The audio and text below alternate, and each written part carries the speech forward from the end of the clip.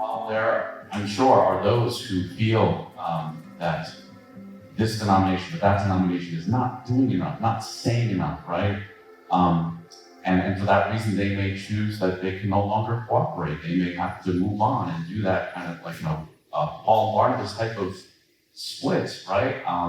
And engage in ministry in whatever other sphere or context that they, feel called to. If that's the case, that, hey, God will use that, He'll work through that. But there are also many who will have this heart of this desire to bear with one another, not to cancel each other out, right? Or for a reckless tweet or a word that was shared even at the pulpit, right? Jesus was canceled, right? So that we wouldn't have to be canceled. That doesn't mean we don't call out, point out, even rebuke, but we do it with brotherly love, right? We do it in the manner that we're called to do it in the Bible.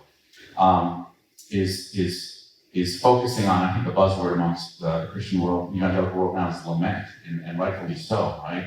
A place where we are lamenting the hurts and the suffering of brothers and sisters who have been oppressed, who have faced injustices that I can't imagine, right?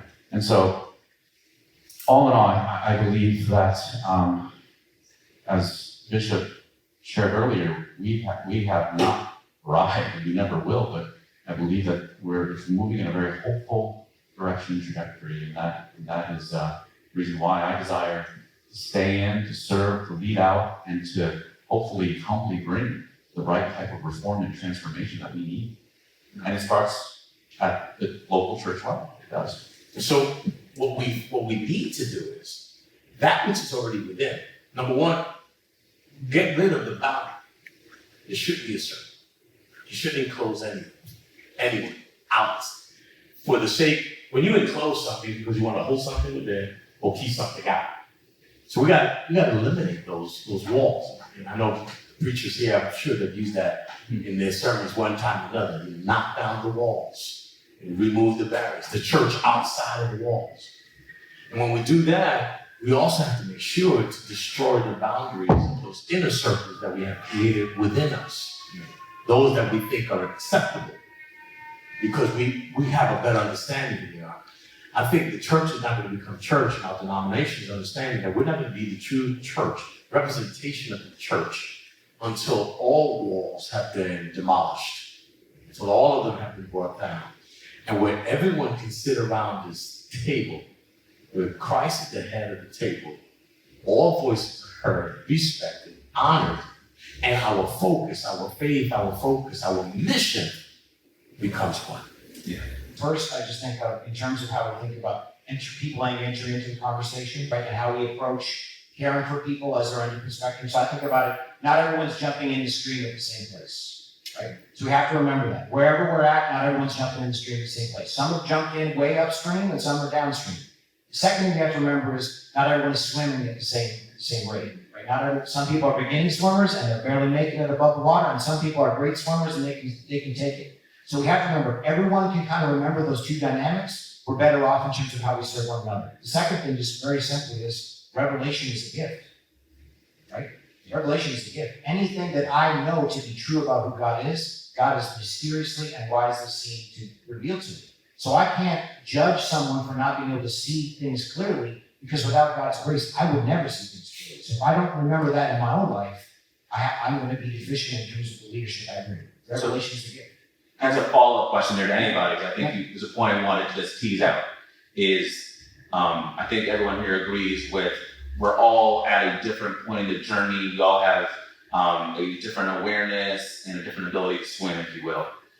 How, from a Christian point of view, should I or someone else think about when your lack of ability to swim is resulting in causing me pain? As a Christian, how do I reconcile that, okay, I get that you're new on this journey, but your lack of a journey is causing me very present pain today? Yeah, that's a step. I want to make sure we leave lots of room for that. Yeah. That's something we have. So the third thing I just want to share quickly is recognizing that we're called to be bridge builders, right? We always have to remember that we're called to be bridge builders. That's the goal of the cross. The goal of the cross is to bridge the chasm between humanity and God, right? That's the center of what we do. So we have to remember that when you're a bridge builder, building bridges between the oppressed and the oppressor, building bridges between those who are in the church and those who are out of the church, building bridges between wherever those separations exist. One of my historical heroes, John Perkins, says, being a bridge builder means you're going to get walked on by both sides. Mm. So I have to remember on the side of building reconciliation into the work I'm doing, this goes back to that on one level, is I have to recognize that both sides are going to come in hot, right? Both sides are going to come in with agendas. And if I'm going to work at drawing us into a relationship with one another through Jesus, because that's the only way that we're going to actually be in real relationship with one another, is that I have to do that work of helping people find that bridge, right? And understand I'm going to get walked on by both sides. So I don't want to answer that last question because I think we need to leave room for that because that's a real question, right? We can't think, well, it's not my job, and I mentioned in our call, right? Like, it's too late for just being woken now. It's too late for that. It's too late to say I'm just educated. That ship is sailed. Because literally, our brothers are being choked out.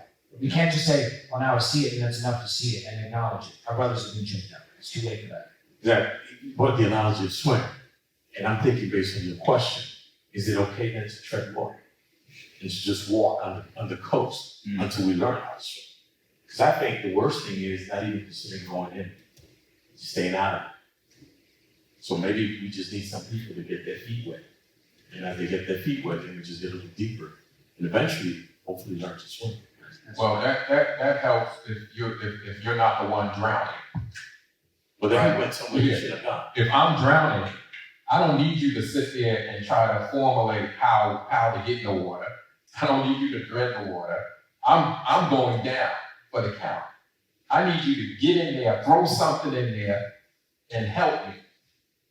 You know, 1 Corinthians 12, we use it as a passage mainly to talk about spiritual gifts, but it's dealing with the body being unified and all of us applying what the other need in order for us to be fully strengthened in Christ. Well, we have some brothers and sisters who are drowning and they've been screaming. And we're tired of waiting for folk on the shoreline to say, where's that noise coming from? Let's see if we can get there. I need you to love me enough to say, I'm willing to risk my life to save you. That's the gospel.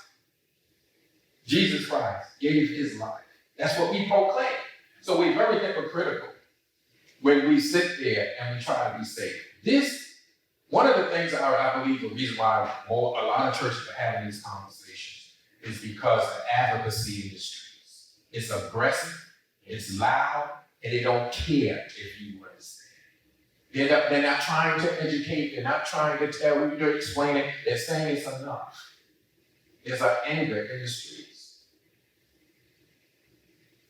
And how do we passionately, as churches, because I believe after this, it's a season. What are we going to do to pick this up and say, no, we don't stay with the devil, we cast it out. Well, Mike, I with your permission, Yeah, please. gave us a license to do Bring this. it, yeah. Because we're learning here. So here you have the oppressed, the person drowning, yelling, screaming, and they don't care whether or not you understand it, right? The ones that are out there now demonstrating. So how do you reconcile that? How do we share that passion that's out there with good reason, with good understanding to those who are, who didn't have the experiences? Because listen, we've all gone through schooling. We probably learned more through life experiences than we have in the classroom. Right? The classroom has helped because the life experiences. So the people that don't have those life experiences, that don't know what it is to have a knee on your neck, or to have the blue light special behind you when you haven't done anything wrong. So I need to understand that.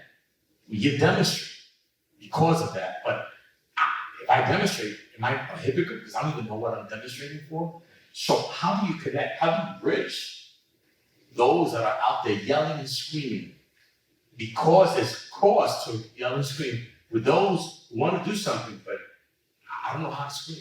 I think it's a matter of how are we entering as listeners, right? We're entering as listeners, or are we entering with we think we have the answer, right? And it's a different approach. And Pastor Mike's talking about, like, if you're in the river and you're drowning, right? Like, we have to recognize that this isn't just an issue of like understanding, right? This is an issue of action. Action. And so if we don't understand the difference, we're in some trouble. We're in some trouble. So going back again, I totally firm, like, there's going to be a moment in our church right now, and I was on the call when I was preparing for this. I'm not sure about the white evangelical church. I'm not sure it's going to make it. Because, to your point, people have been screaming in the streets for 450 years, right? The foundation of this country, rooted in racism, rooted in slavery, right? And people are calling out. And the church is saying, well, it'll figure itself out, it'll sort itself out. There's going to be a time when we say, well, we're done. It's not, I mean, I can believe in the church, right? But the people that just said that's someone else's problem, someone else's issue, I don't even know if they're going to be able to get in the game. Because at some point they're like, where were you? So to your point, I'd rather see someone in the street just knowing that they're walking than saying that's not my problem. Because it's very difficult to educate people who don't acknowledge what they're being educated about. The heart has to be open. You have to believe that what I'm saying about how we're feeling and what we're dealing, you have to respect that as not judging to see if it's right. Because I'm telling you, right, that this is what's happening. Do you respect me enough to say I might not totally agree, but at least gonna respect what you're saying, and I'm gonna take to heart what you're saying. And now I think where we're at now, as a nation, as a church, the talk is past. Yeah. And as we do not act, we are in danger. How can we effectively share the gospel if there's so many build that walls around? Because after a while, I'm not going to reach out. I'm going to protect myself. And I looked at the faces of those I served who were white, those I served who was Asian, those who I served who were Hispanic, those who I served who were Indian, all the different interracial and biracial children. And that brought me back. So what am I saying? We don't really know each other. We are separate in church, we're separate in our communities, and even in church, we are more about assimilation than fellowship. It's because I don't know this man as an Asian man, I know him as my friend. I know my white brother as my friend. I conducted funerals at their deepest moments. Do we really know each other? That's why I said stop the church aspect and get back to what God did. He didn't start the church, he started a family that became the church. And if we look at it through that,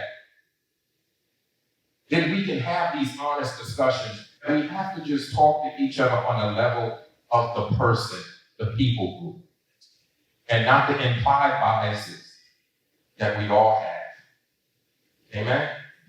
Amen. So along those lines, Pastor, and to anyone, so now, at the risk of mixing some metaphors here, in one way, shape, or form, the American church, and perhaps many of us in different capacities, are on the shoreline.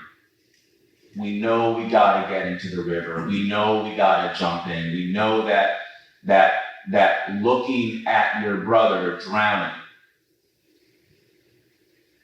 can't stand, that it has now grieved you to the point, but yet you are afraid to swim. You're afraid to jump in the water. You don't know if you can make it in there. You don't know whatever it is.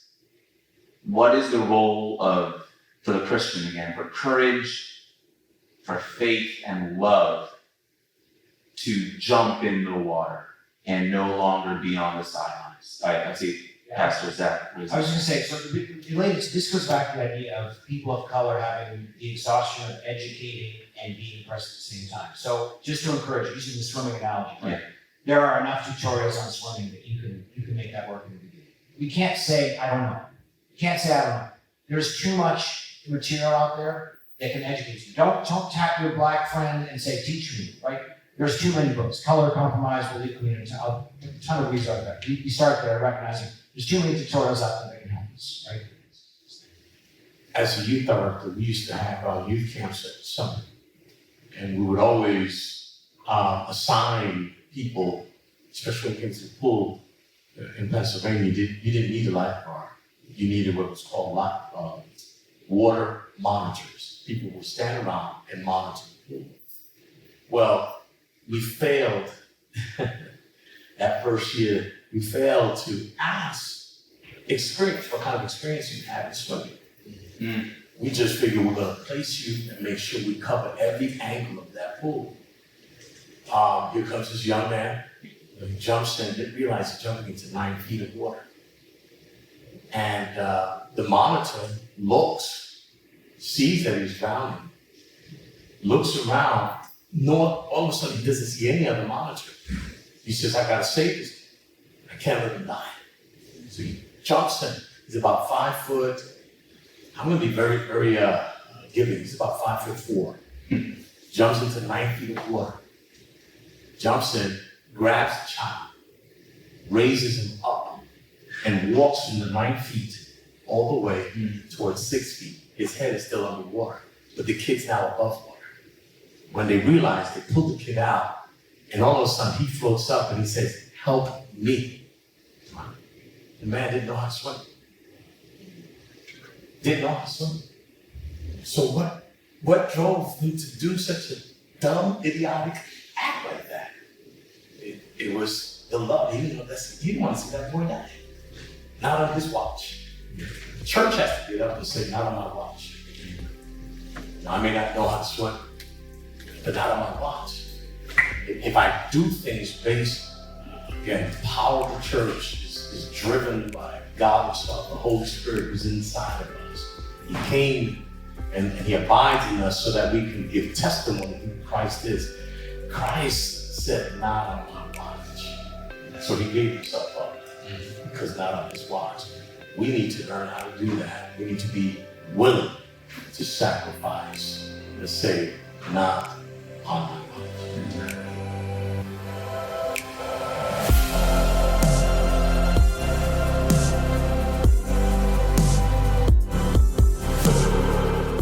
Hi, we want to thank you so much for watching today's video. This is part of a 6-part discussion on this topic. And so if you want to see all 6 parts, we encourage you to do so. We're making these videos as an educational resource. We're also including a companion study guide for you to bring to your small groups at your church to help facilitate these conversations. If you want to learn more, or if you want to come visit us one day, all the information is in the comments section below. We're trying to create more videos just like this. So also if you want to support this ministry, we encourage any donation, big or small, to help us in this endeavor. And again, bears repeating, if you're ever in the Flushing, Queens area and you want to come visit our church, we invite you to do so, or you can visit us virtually. Again, all the information is in the comments section below. Thank you so much.